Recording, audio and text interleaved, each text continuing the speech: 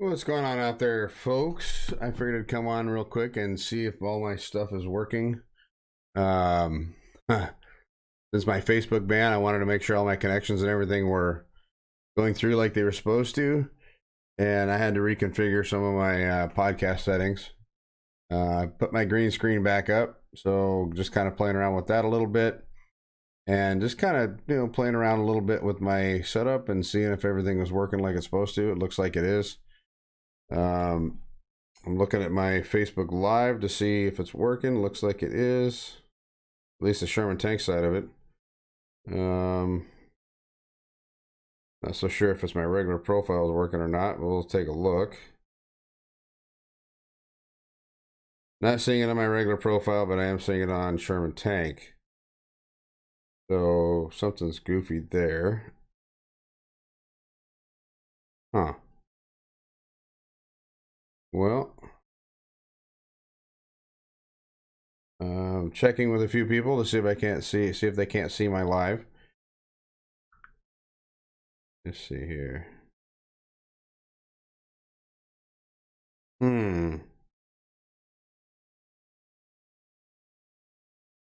Here, Dustin Sherman is. Okay, looky there. Hey, it's working. Sweet. All right, so I wanted to come on and let's see here. I'm going to turn this thing on so I can see comments. I'm getting messages from people, so that's a good thing. I guess it's working.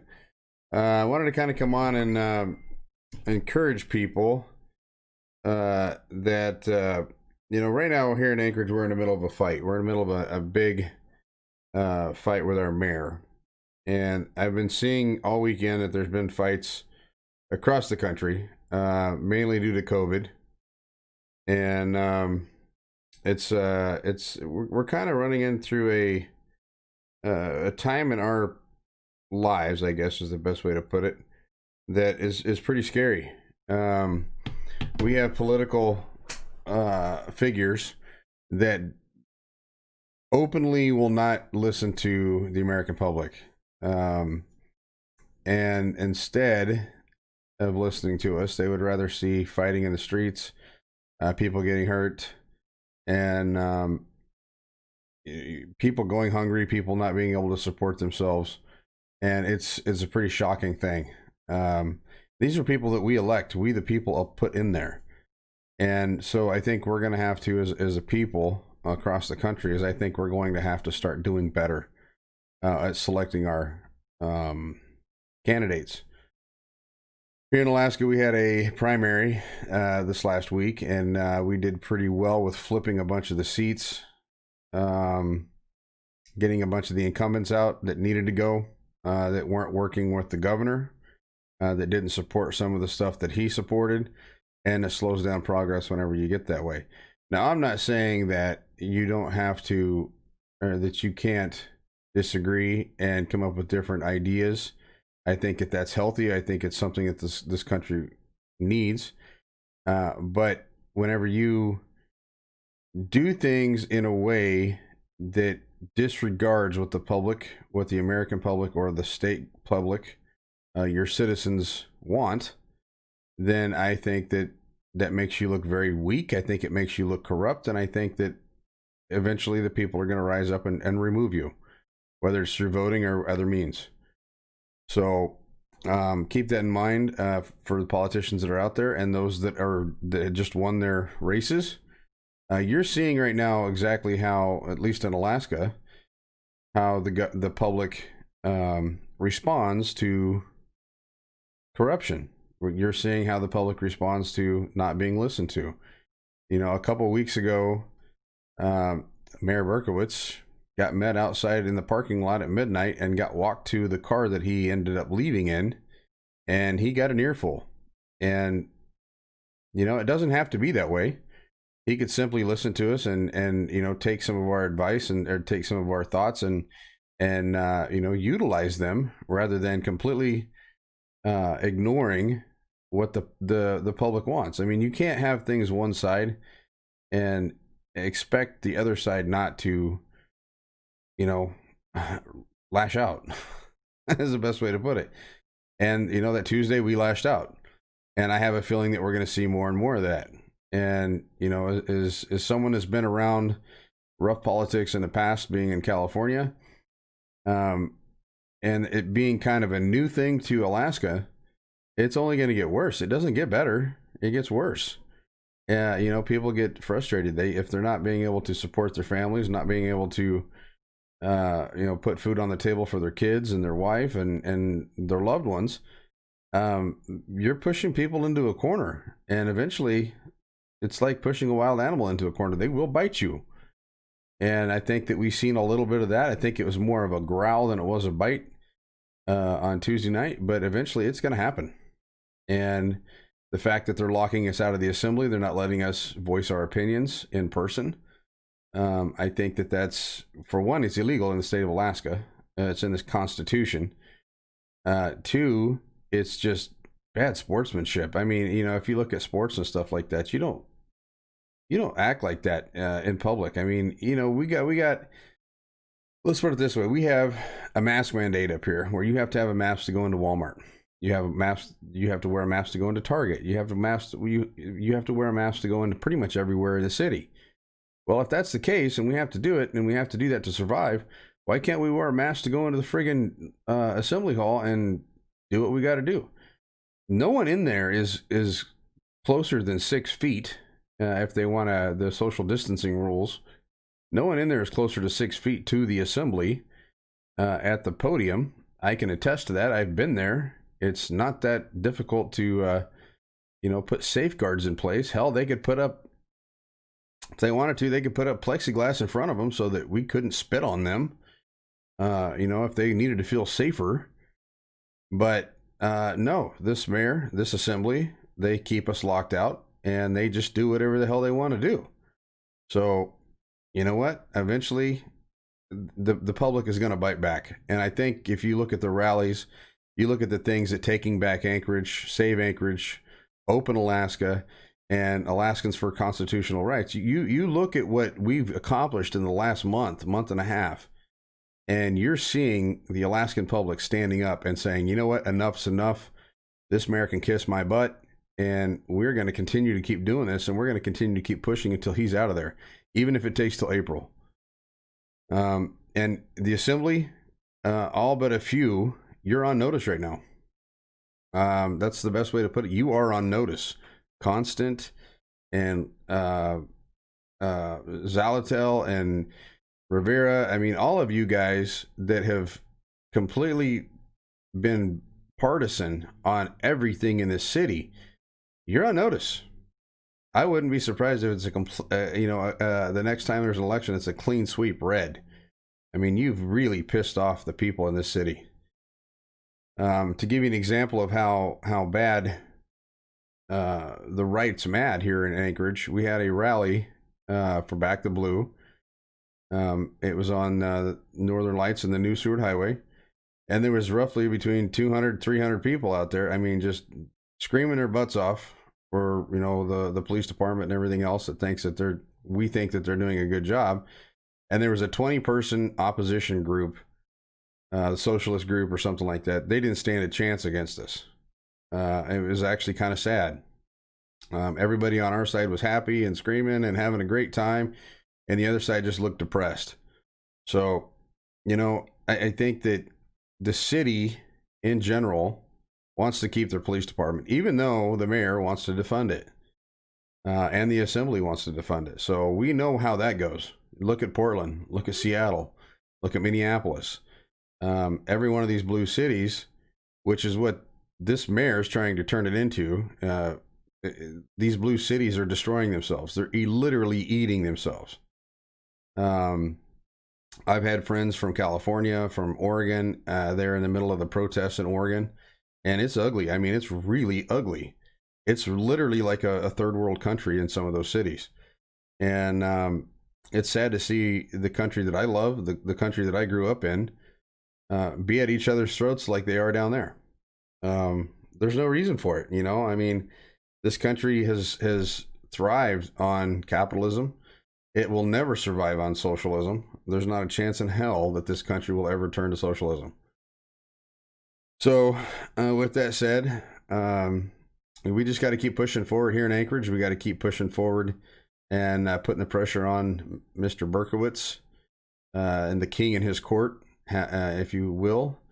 And yeah, I know that he's lost a ton of support. There's people that probably voted for him that really want to see him out, and they want to see him out now.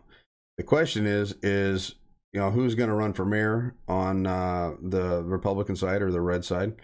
I know we already have one guy. His last name's Robbins. I met him at the rally. Nice guy, but I think that there's going to be more people that are going to be putting their hat in here soon, and we'll have a choice. And I think that that's the way every election should be. We should have a choice. But with that said, I think that everybody needs to get behind one candidate and vote for that one candidate. And when I say that, and I'm not saying you need to vote your party. Vote for whatever you want. Vote your conscience or whatever. But just know this: if we don't do that, and I've seen this in California, if you don't get behind one candidate, then the other side wins, because every one of them is going to vote for Dunbar. I guarantee you, if they are socialist, if they are leftist, if they are crazier than a nut job, they're going to vote for Dunbar. It doesn't matter. So we have to speak loud and clear. We have to unite behind the one guy that we want in there, and we have to push him through. If we can't do that, then anything we do against Berkowitz is kind of beating our head against the wall, because we're going to have Berkowitz 2.0 on steroids taking office in April. So we definitely need to get in there and figure out who it is that we're voting for. And whoever that is, I'm sure that all four of these groups that we've been working with, that's been putting on these rallies, I'm sure that they will push that guy over the top. So if the primaries mean anything, we got a pretty good chance in April. I'm really hoping that that's the case.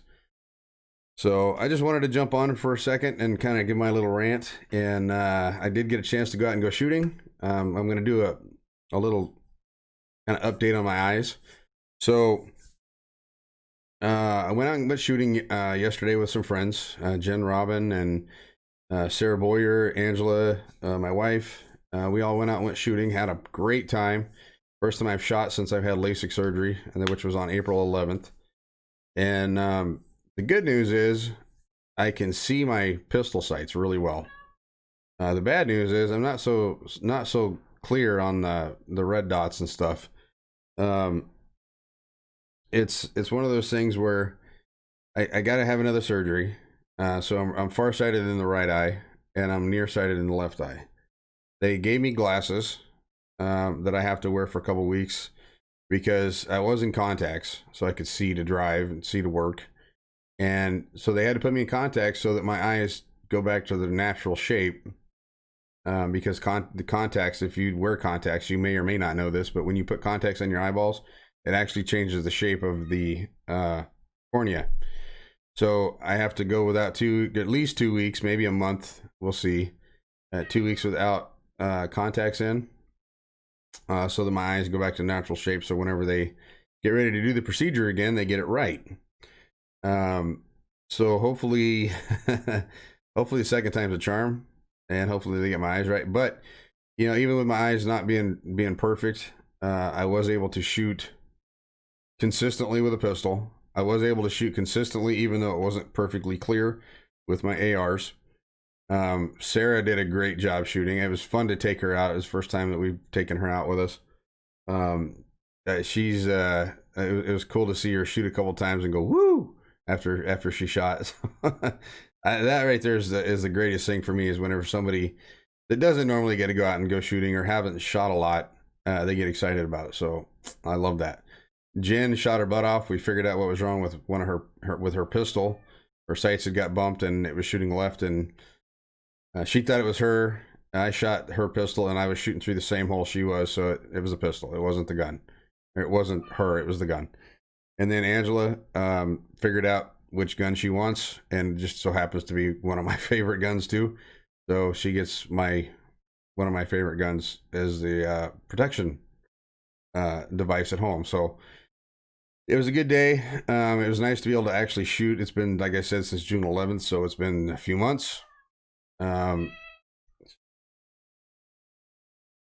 It's I think I'm on the healing end of things. I can't read for crap without my glasses on, so I can see the monitors and I can see everything without my glasses, which is a good thing. I never could do that before. So even though they were screwed up a little bit, they're still better than they were when I started. So it's just something that we got to continue to, you know, it's like everything in life. 2020 this year was not a very good year for anything. It was too much for me to expect to see 2020 in the year 2020. So take it with what it is. You know, I don't get too upset about a whole lot of stuff. I guarantee you, though, that if they screw them up the second time, I'll see them in court.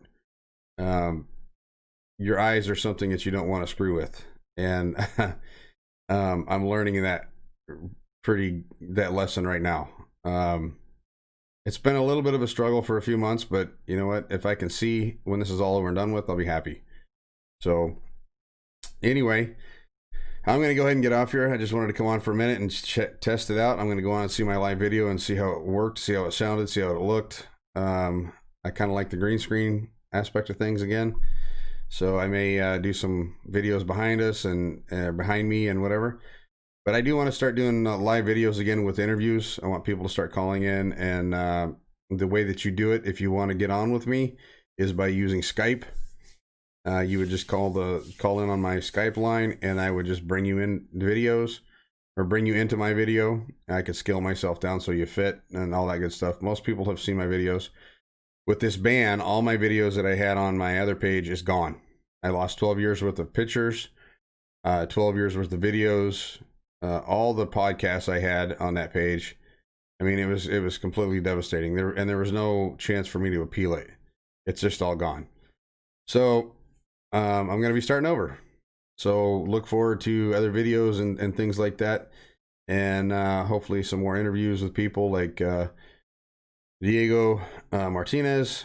And I did one with Josh Reback last year. So I'm looking to get more people on and get them heard so that people can have, you know, they can watch these people talk and speak and everything so that they get a educated, so that they'll have an educated vote.